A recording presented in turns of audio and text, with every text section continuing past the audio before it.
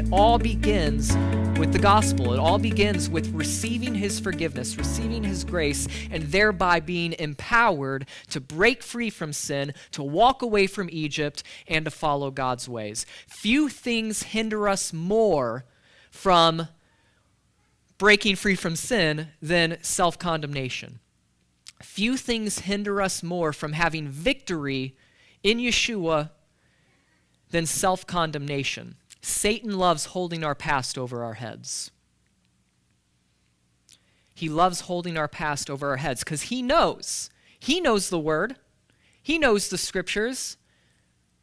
He knows that if we are in Messiah Yeshua, we are not condemned. If we've repented and if we've come before him, we are not condemned. So if he can't get God to condemn us, he's going to try his hardest to get us to condemn ourselves. Self-condemnation, getting us to give up our walk of holiness, renders us useless to God's kingdom. If he can't get God to condemn us, he will get us to condemn ourselves. The enemy's trick is to keep us from moving forward.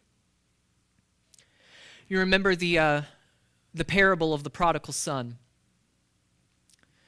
The prodigal son, he squanders his inheritance. He runs away from the family, lives a debauched lifestyle, lives in sin. And then one day, the scripture says that he comes to his senses. He realizes that this is not the life I want to live. He remembers the servants of his father and how even the servants were treated better than he is being treated right now. Even they have a better life than the life that he has now, living in sin. So what does he do? He comes back home. He thinks, he tries to be logical and rational, and he thinks to himself, well, maybe my God will accept me as a servant, or maybe my father will accept me as a servant. Maybe I can come back from that basis. And when he meets his father runs out to meet him, and the son says, treat me as a hired servant. But what does the father say?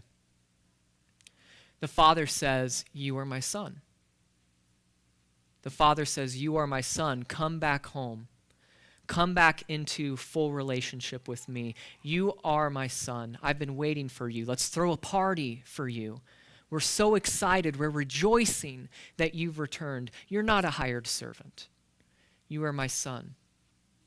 And that's the way that our Father looks at us. We don't have to struggle with, well, maybe if I just get good enough at being a hired servant, I can be a son again. Or maybe God will just accept me on this lower level here, because I'm just too messed up. I messed up way too badly. No, the Father says, you are my son, you are my daughter.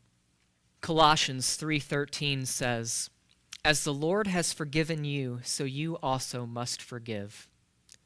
Sometimes the person we need to forgive is ourselves.